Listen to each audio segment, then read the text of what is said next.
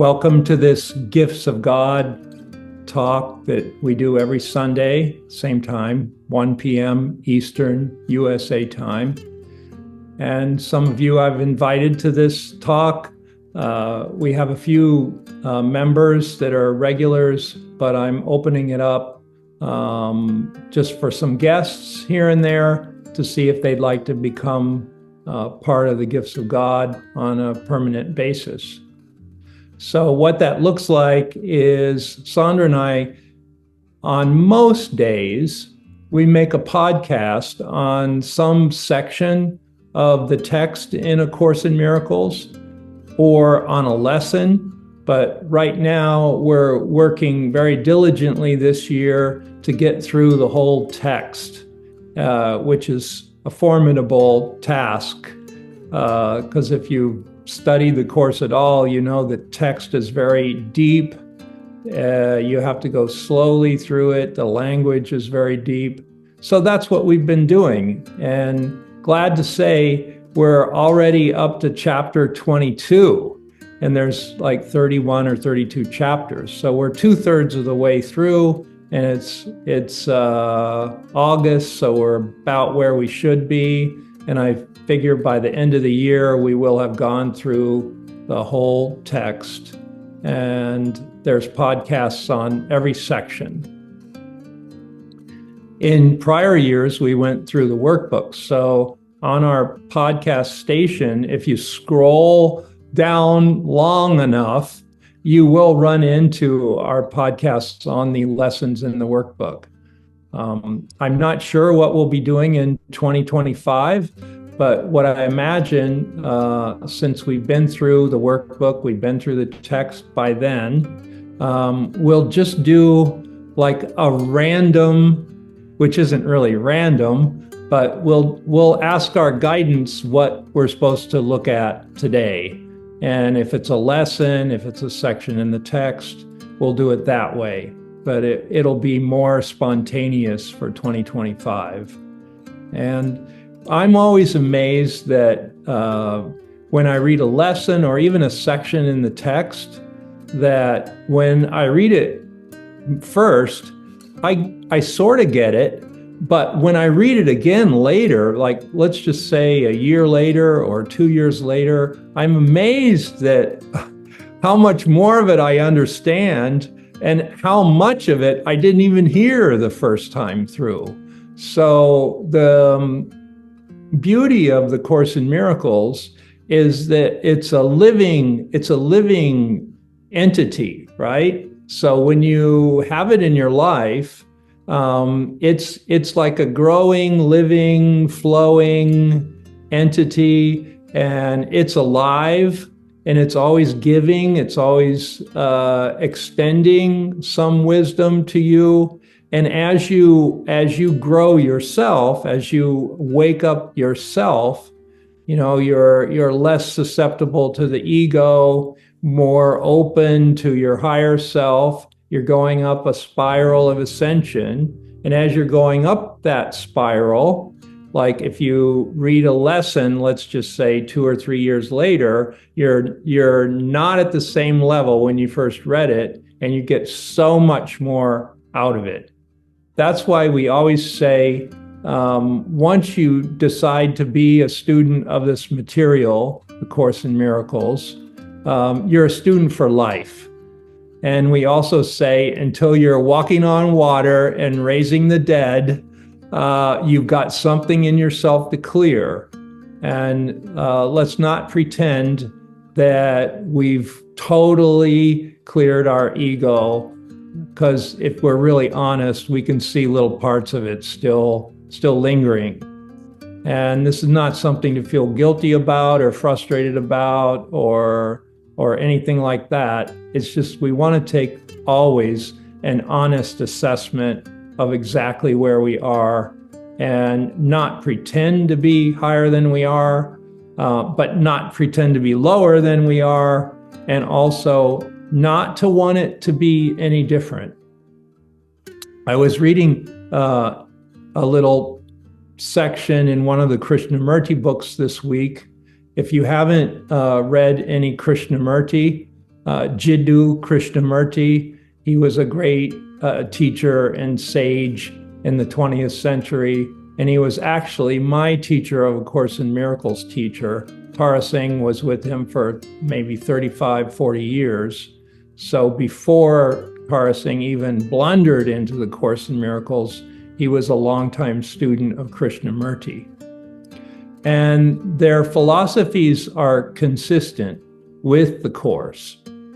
So what Krishnamurti was saying is one of the problems of the mind or of the ego is that we always want it to be different. We always want ourselves to be different. Like we want to get out of a state of being that maybe we look within and we see and we don't like that about ourselves. Maybe we're angry, maybe we're jealous, maybe we're disillusioned. You know, we have many negative kind of pitfalls that we fall into, right, in our mind. And what he was saying in this section in one of his books was, don't try to make it different. Actually nurture those emotions. Nurture those emotions like you would a little tree. You know, you plant a little tree, you have to nurture it, you have to protect it, you have to water it, you have to care for it. And he was saying, even those negative parts of yourself, you want to look at them and nurture them like a plant, a tender plant. You don't want to judge yourself. You don't want to make yourself think, I need to be different. I need to get over this. I feel guilty because I feel this way. No, you just need to accept the state of being that you're in right now, observe it, but don't judge it, and just be that. Be that wholly. Like if you're jealous, what does that own it? Like, what is it? Be that. Be totally immersed around it and not want it to be different. And by observing it with that kind of lack of judgment, you dissolve it. It automatically leaves you effortlessly. You're not trying to be different. You're not trying to make some kind of plan to get out of it. No, you're just observing what is. And that was his method of inner transformation.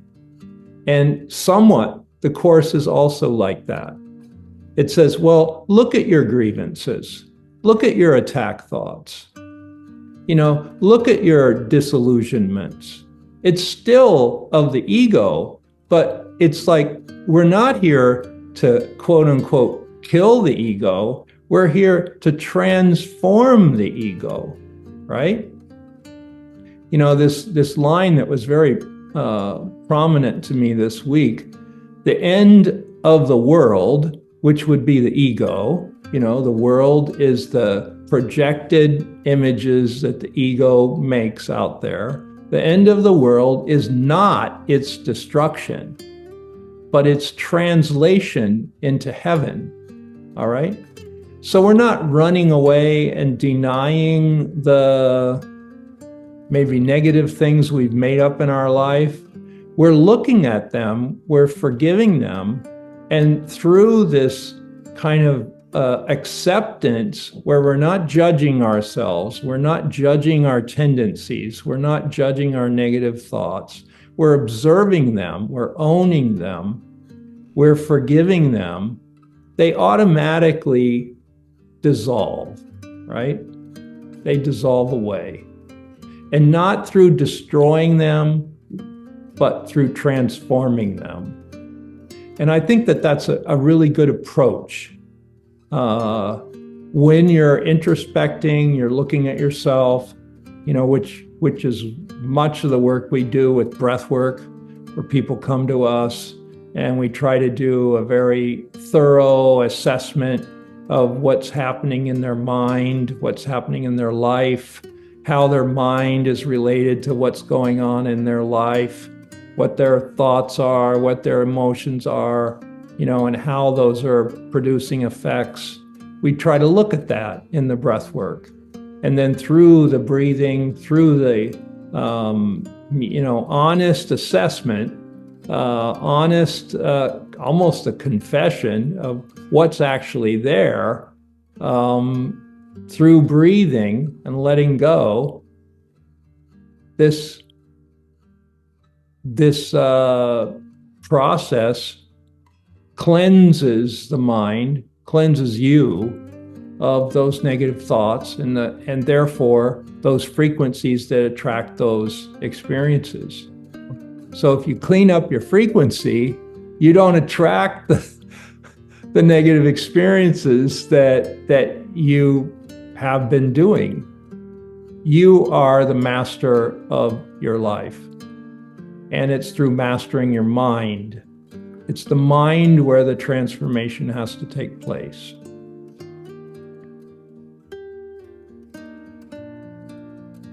There's a lesson that says, I rule my mind, which I alone must rule, right?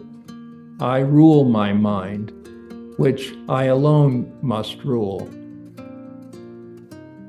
I think it's 236. Well, if you rule your mind, and what's in your mind is what extends or projects your world, then you're totally in charge of what your world looks like. Nobody else is. You're not a victim ever. You're not at the effect of forces beyond your control. You're not just floating downstream and the river just goes in whatever way it's going. You are the river. Your mind is the river. What's in it? What's flowing? Where's it going? You have to decide that.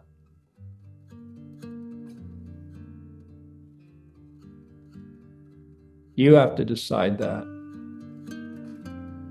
And if you're really attentive, the Course in Miracles can be a guide. I don't want to call it a roadmap because there's not a path. There's an awakening. And the Course helps you to do that awakening in yourself. But everyone's journey on that is going to be unique. So you can't say, oh, you have to do it this way, and that's going to give you the result. No, because everyone has their own life, their own journey, their own encounters, their own inner tendencies that they have to overcome in themselves. So you can't really say there's a path. It's an observation. It's an inner honesty.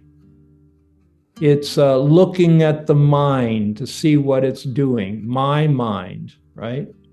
I rule my mind, which I alone must rule. Well, why? So I can see what's there and I can change it if I have to, because I'm in charge of it. So this rulership of the mind is very important. And then that gives us our life. And what's in our mind? Sadness, grief, stubbornness, unwillingness, anger, uncertainty.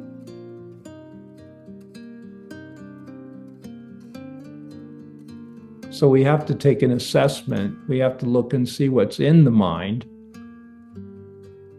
And do we want that? What results are those thoughts and feelings giving us? And do we want that? Is that our highest aspiration? Is that our highest manifestation? So we do an assessment. And then as we're reading along and we're students of this Course in Miracles, it'll say things like, well, heaven is the decision you must make. Right after that lesson, I rule my mind, which I alone must rule. Then it says, now would I be as God created me. On my decision, all salvation rests. Well, what's salvation? Salvation would be, I'm going from my personal hell into the universal heaven, which is my rightful place, all right? Let's just be clear about that. The Course uses the word salvation quite a lot. Well, what's it mean? It means the end of the ego's rule and the beginning of the Holy Spirit's, or the higher self, whatever you want to call that. The end of the ego's rule and the beginning of your real self's rule. And you're ruling your mind, and your mind determines that. And you're making this shift through a decision. A decision. Very important word in the Course, decision. It's not a choice. You know, like a choice would be, well, you know, I'd really like to be in heaven. I'd like to choose heaven. Well, yeah, but you choose heaven, but you still want to have all the little goodies of your ego operating, which are going to sabotage you from being in heaven, right? So it's a choice. It's meaningless thought. It's not a decision. Well, I really want to be happy and I want to do X, Y, and Z that's going to make me happy, but then you don't root out all the other things that are making you miserable. So see, that's a choice. I can choose this or I can choose that, but a decision is something that you make once and you make it certain that it has your Creator's power behind it. You make your will one with your Creator. And in that joining of will, you have the whole power of the universe behind that decision that you make once, and it can't be undone, can't be reversed, right? You don't go back. Once you make that decision, you don't vacillate, you don't deviate, you make it, it's for all time, and you find the stillness of the peace of God.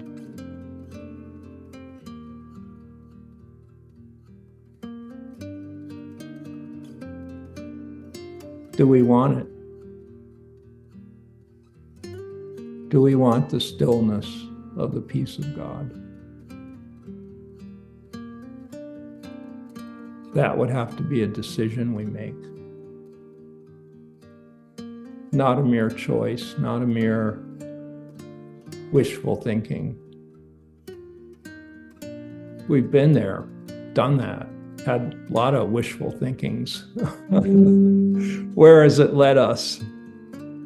The same confusion that we're in most of the time.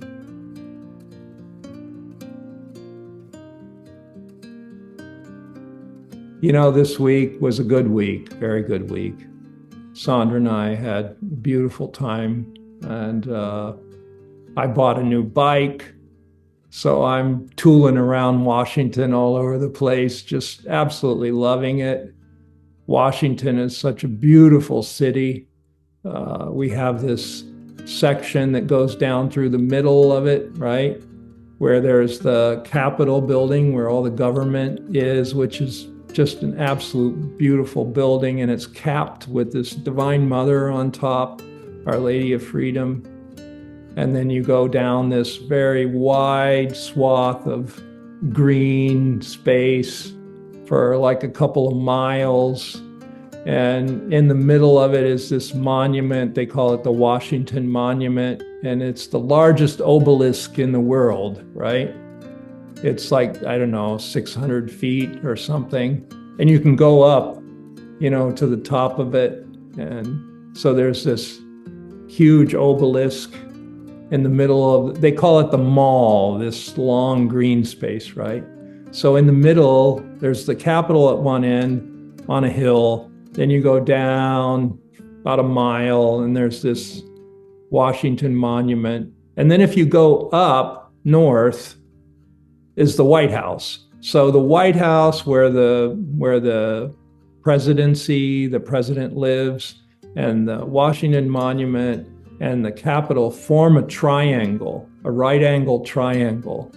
And the people that laid out the city were Masons, and they knew about sacred geometry. So they laid the city out with conscious awareness of this sacred geometry. And it's almost like the Divine Mother had the hand in it, And then you go a little farther, another mile, and there's this wonderful monument to probably our greatest president, who was Abraham Lincoln.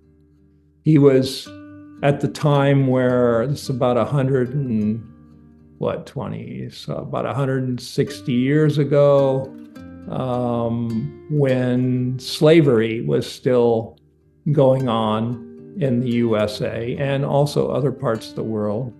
And he knew that was wrong. And so we fought this huge war called the Civil War. And he was the president that got us through that time. And then at the end of it, after the Union was preserved and the slavery was abolished in the Constitution, he was assassinated.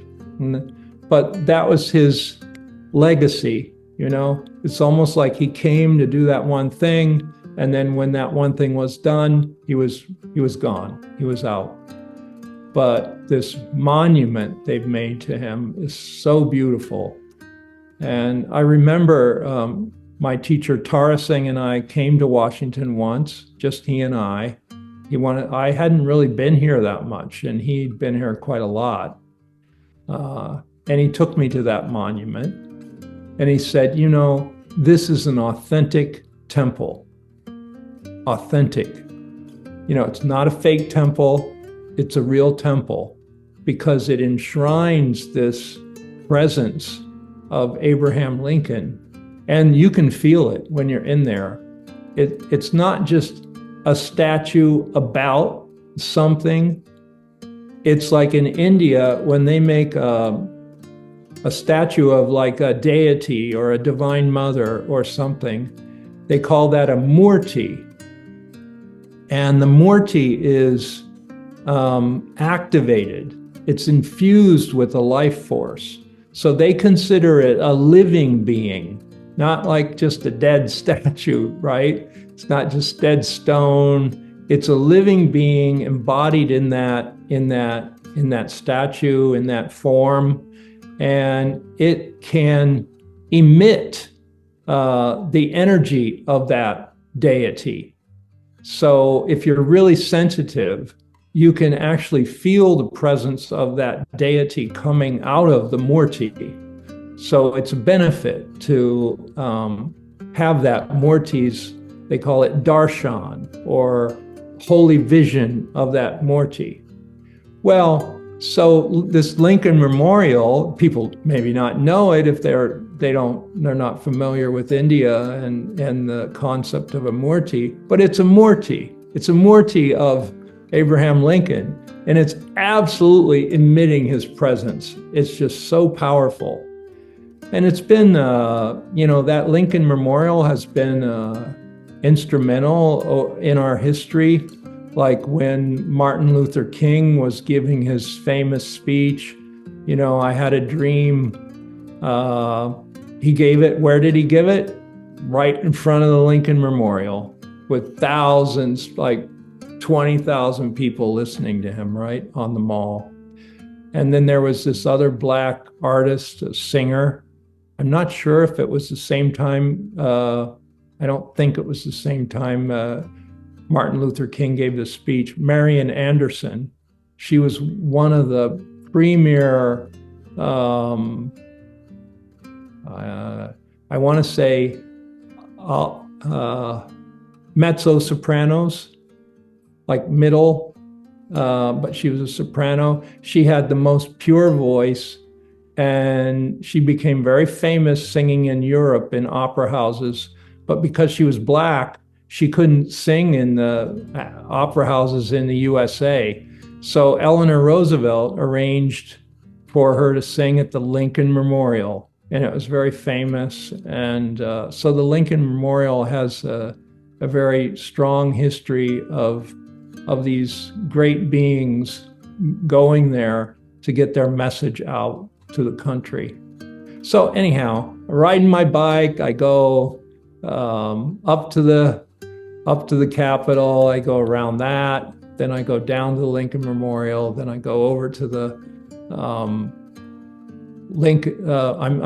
go to the Washington Monument, around that, then down the Lincoln Memorial. Whole trip takes me about an hour. So this has been a great week. I'm back to riding my bike. I haven't ridden one in 17 years.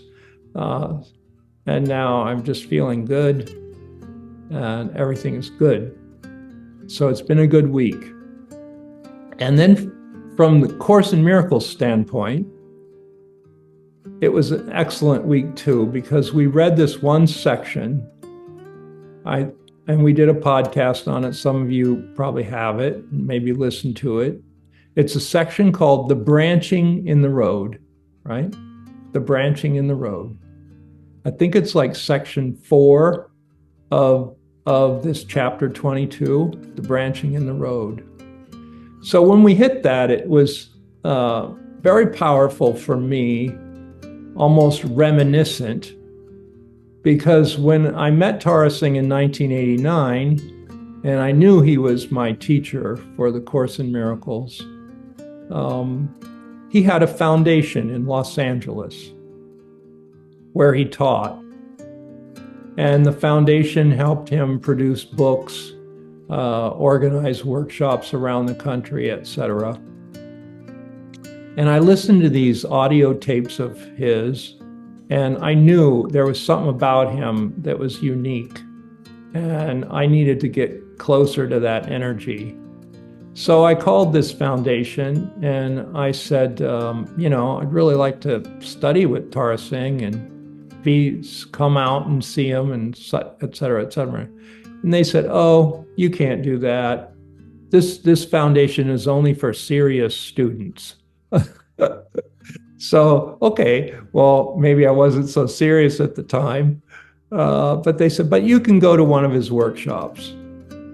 And there's one coming up in New York. I was living in Philadelphia, right? So, okay, so I called him back and I said, okay, I looked it over and I'm free that weekend. I can come up and take the workshop. It was Easter weekend of 1989. He was giving a workshop, 4-day workshop in upstate New York.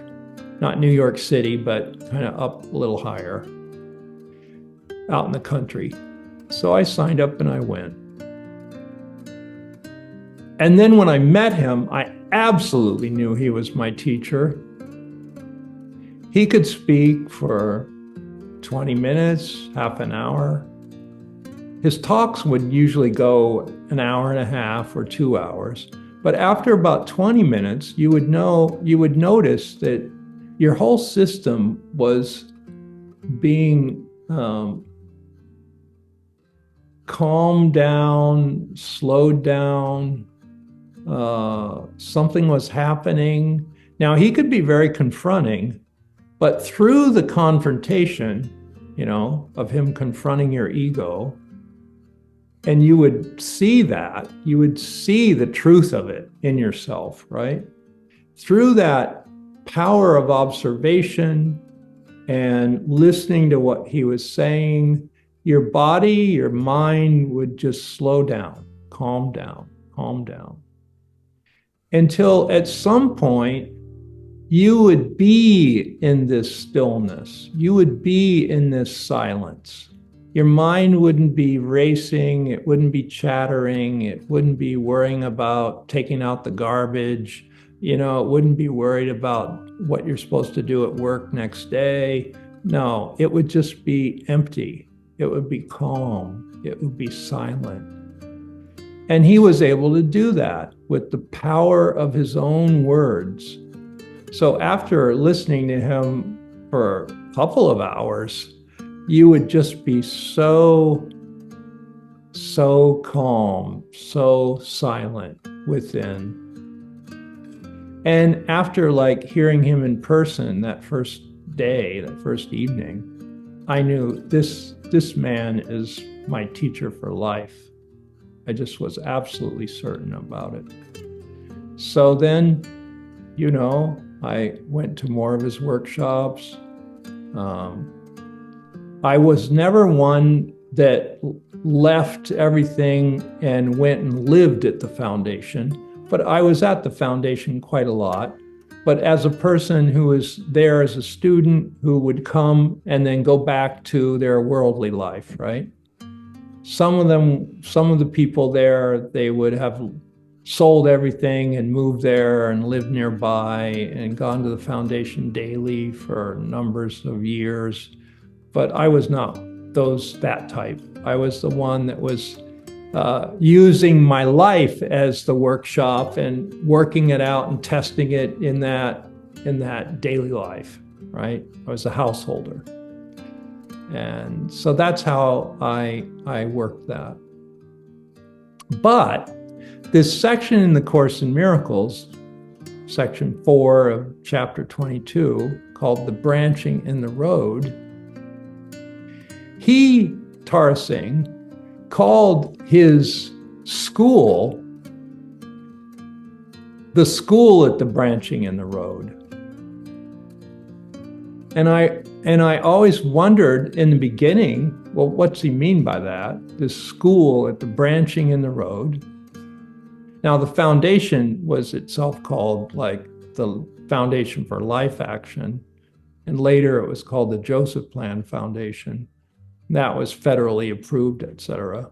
But the school part, where he actually engaged with people who wanted to bring the Course in Miracles into application in their life, he called that the school at the branching in the road. So when I hit that section, I thought, oh my goodness, it's like it brought me right back to that time. From 1989 to 2006, I was with Tara Singh, 17 years, and it just brought me back so strong to those memories with him. And then Sandra and I read the section. Well, what is it about? What is the school at the branching in the road? What is the branching in the road? We have to know what it is. So there's a juncture, we come in life, we're moving along, pretty unaware, somewhat a little aware.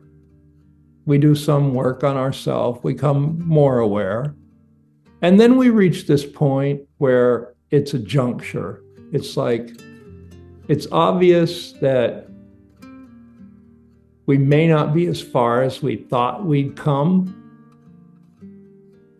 We thought we'd given up anger, and then we have a fight with our wife.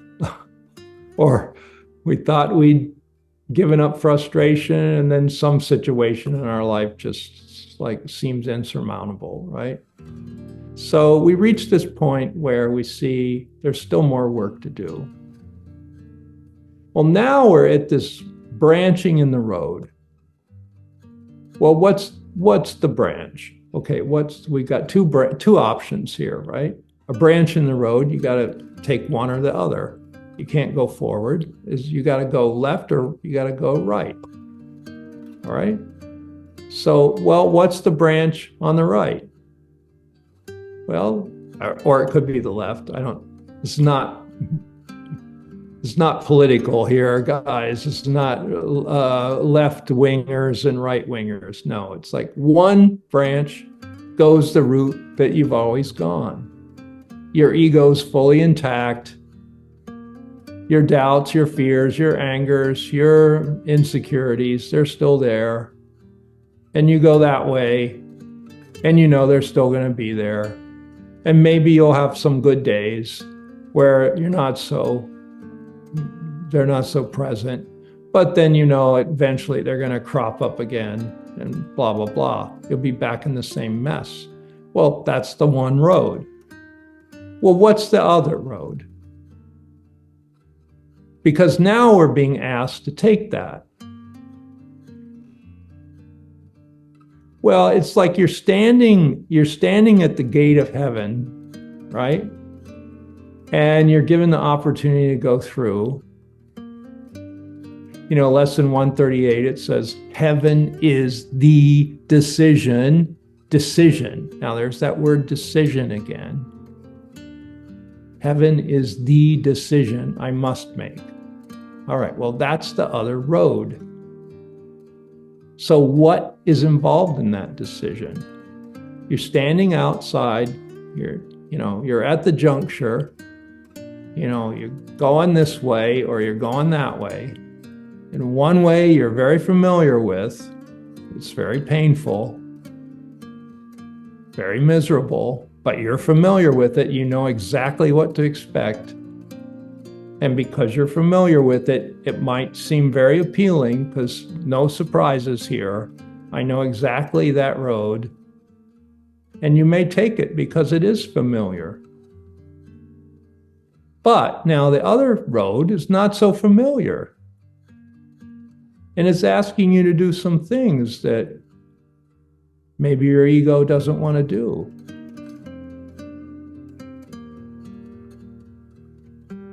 It's asking you to do some things your ego doesn't want to do. So that's why we stand there at the juncture. We know the one road is going to give us misery, so we don't want to go there, but we're so unsure of taking the other road, we just stand there stalling. We don't do one or the other, which is a decision to not do anything, which gives you the one road with more misery, more confusion, uncertainty. So the ego is there. The ego can't make a decision. It's not possible. It can make choices, but it can't make a decision. Why? Because it knows a decision would be the end of it. The ego would be done. It wouldn't be listened to at all after that decision. So it doesn't want to go that road, doesn't want to go through the gate where that road is leading to heaven, because it knows it would have to give itself up. It would have to be, quote unquote, sacrificed. And indeed, it would be. Indeed, it would be. Later, there's a lesson. It says, I gladly make the sacrifice of fear. Well, what are you sacrificing? Nothing.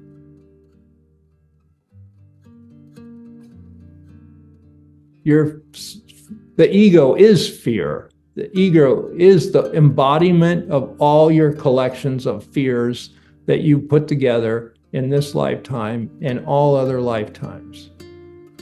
That's a lot of fear. Millions of forms of fear. And now to go through this door to heaven and down this other road, you got to leave that behind. So once you go through the gateway to heaven, there's no fear on the other side. None. So the ego's standing there saying, wow, I don't know if I could go through that door, because if I go through that door, it'll be the end of me, because I'm all about fear. So you see where that's a difficult decision from the ego's perspective. And you'll stand there at that branching in the road lifetime after lifetime after lifetime and never make the decision. So you come back again, new set of parents, new school system, new set of crises in your life that give you confirmation that fear, guilt, and anger are real. You know, you go through that whole ego trip again, and then you come to this branching in the road again. And you stand there in what I call stasis. You're not going this way, you're not going that way. But in fact, standing there without going forward is a decision to not take the other branch. Tara Singh called that unwillingness. Unwillingness.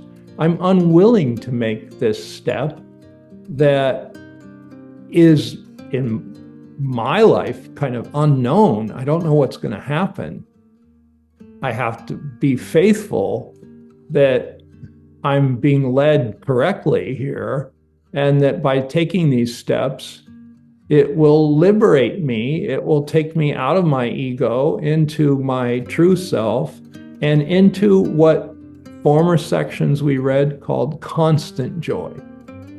Constant joy.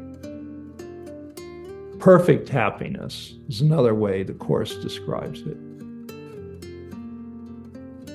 Well, I mean, you don't think you're going to go through heaven's door and then have remorse about the stuff you left behind, do you?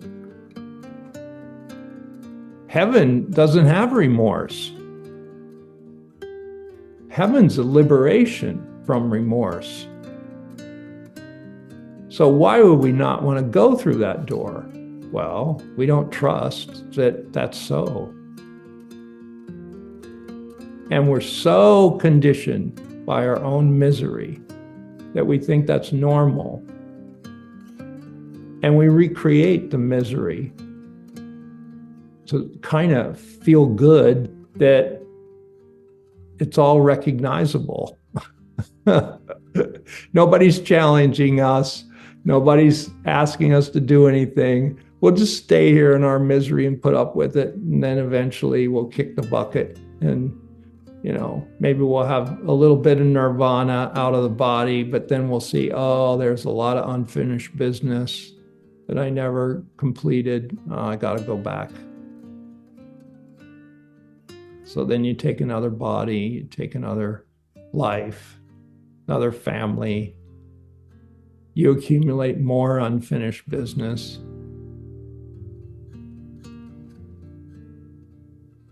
Now, I'm not saying this to be discouraging. I'm just saying this is the status quo of what the mind does when we reach this branching in the road. And that's why Tara Singh called his school the school at the branching in the road, is for making the decision for heaven and for undoing totally the ego's thought system, which is what the Course in Miracles is. It's a serious program, course, if you want to call it, to dismantle the ego, forgive everything. That's like dissolve it. Forgive everything, all people, all situations, all your past incidents, your past personal associations, all your family members, all your associates at work, all your schoolmates from your childhood.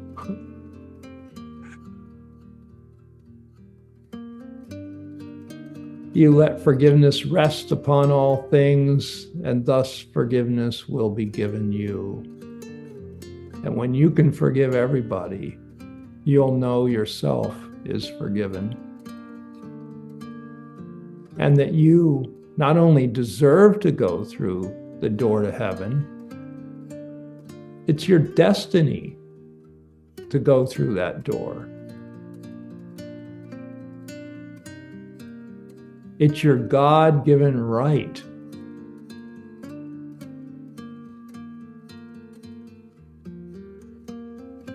Without delay.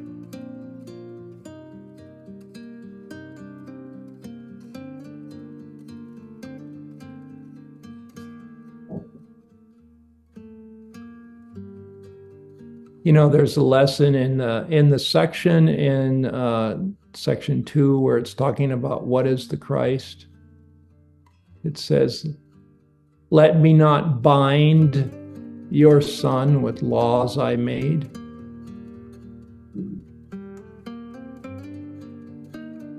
And then the next one says, "If I am bound, my Father is not free." So God himself is loving us so much that if we want to bind ourselves with these laws of the ego, you know, of crime and punishment and guilt and anger and reaction, if we want to bind ourselves to those laws, our Father, our Creator, is bound as well. His will for us is perfect happiness, or her will for us is perfect happiness, if you want to approach it from the Divine Mother perspective. God's will for me is perfect happiness, constant joy. That's what heaven is, a constant state. It's not happy today and sad tomorrow and, oh, something happened and, you know, this person died and I'm grieving. I mean, that's all natural human stuff, but we want to rise above it. First of all, the person that died didn't really die. Their soul's going on and they're still on their journey, whatever it is. So they're working out their karma, their whatever it is, and they left this physical form, and now they'll be out in the non-physical a while and probably get some insights, and then probably come back again and do it all over again.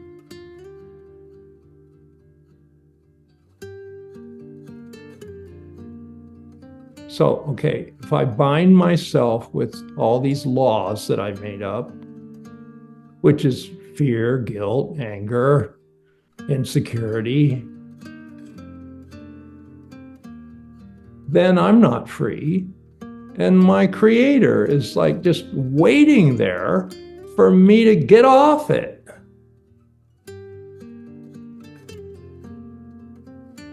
Perfect happiness is our Creator's will. So if we're not perfectly happy, we're doing that to ourselves and we're opposing the will of God. And God can't do anything because we have free will. We have free will to cause ourselves to suffer until we see that it's we who are causing ourselves to suffer. And why would we do that? It's like self-flagellating, you know? These old-time priests, they would take the whip and they think they're, being like Jesus and they're whipping themselves. Can you imagine? Jesus never whipped himself. I mean, he said, well, forgive these people. They don't even know what they're doing. So that's what we're doing. We're self-flagellating, making ourselves miserable, thinking that's holy, thinking it's necessary, thinking that's just the way the world is. It's a painful place. Baloney. It's a painful place because we made it a painful place. You and me and everyone else made it a painful place because we never made the decision for heaven. And we're at the branching in the road now and we can make it. And it's clear, not ambiguous. If you got that far in the Course in Miracles, like chapter 22, section 4, branching in the road, you're well familiar with how your ego works, and you're well familiar with forgiveness, and you're well familiar with the Holy Spirit. And you've got all the resources you need to make this decision and go the right road and go swiftly, urgently, wasting no more time, not standing in limbo, not standing in purgatory, as the Catholics call it. No, you're going to take the step. Heaven is the decision I must make.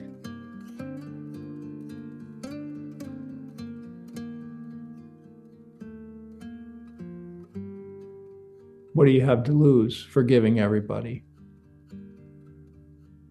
You think you get to be right, and if you forgive everybody, you're not going to get to be right, and you can't make other people wrong anymore? Well, true, you can't make anybody wrong anymore, no matter what they did. Stupid stuff. We all did stupid stuff. We all did stupid stuff.